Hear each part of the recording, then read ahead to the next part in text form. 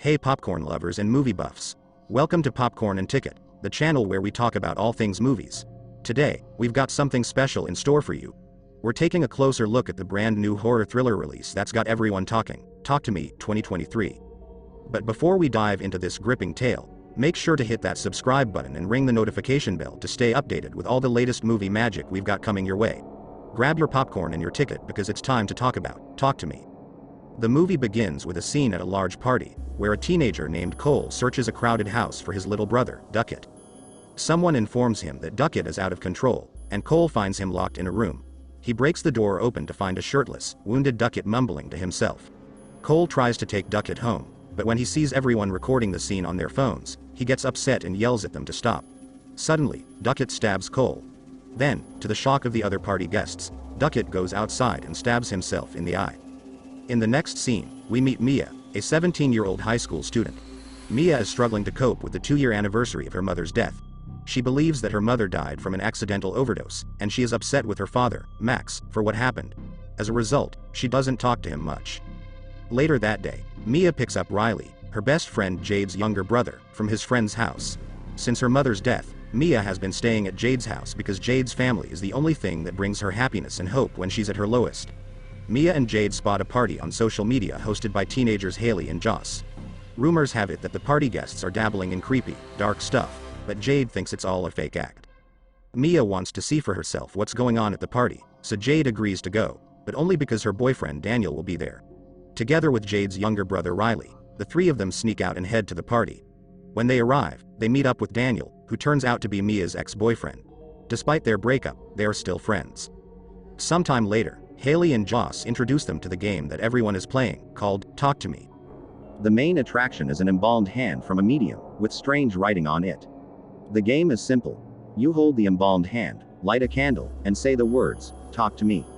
This is supposed to summon a demon or spirit, but only the person holding the hand can see it.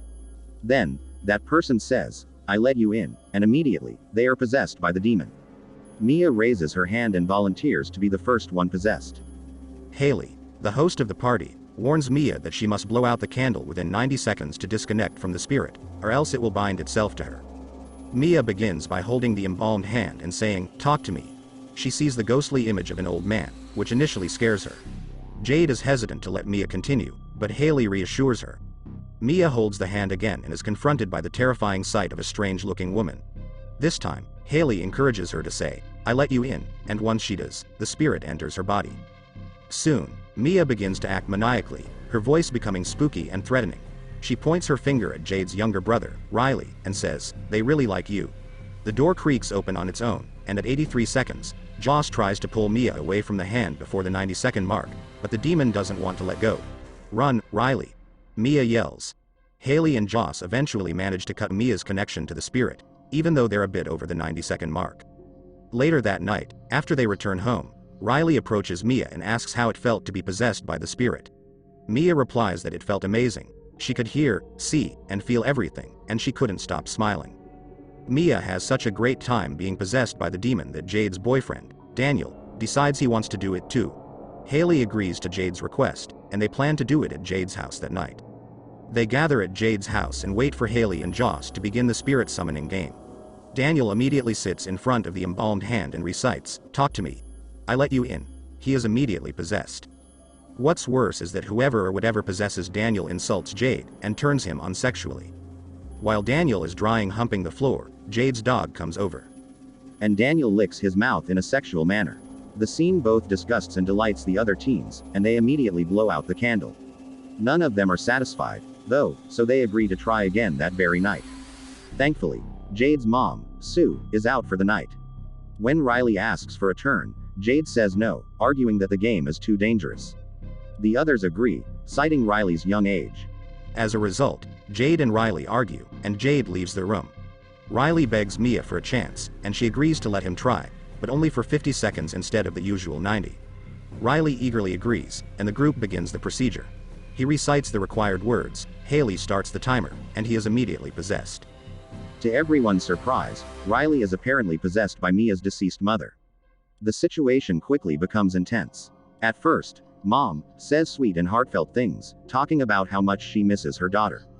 After 50 seconds, the other teens want to cut the connection, but Mia begs for more time to talk with her supposed mother. As the time limit ticked away, the other teens attempted to cut the connection, but things took a dark turn. The spirit controlling Riley turned violent, slamming his head against the cabinet.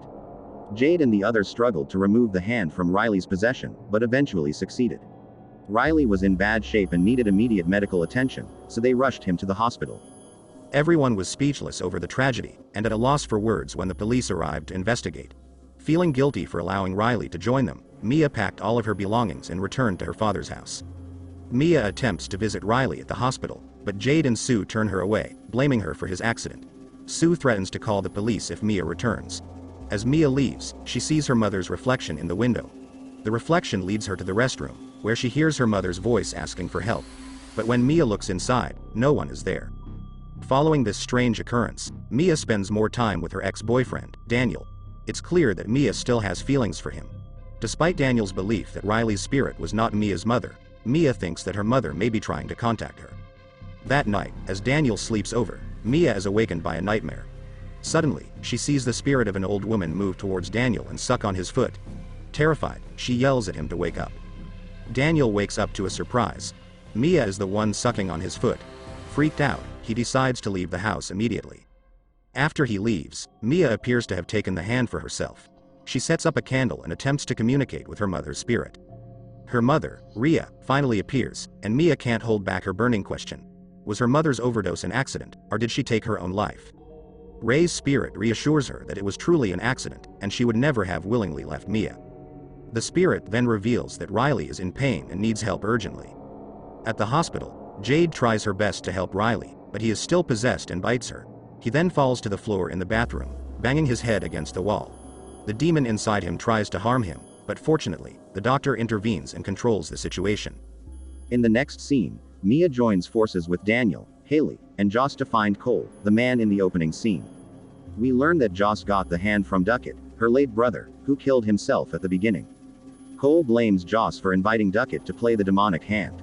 Cole explains that the longer the spirits stay in Riley, the weaker they become, so their best option is to wait it out. However, Mia, worried that time is running out, comes up with a plan.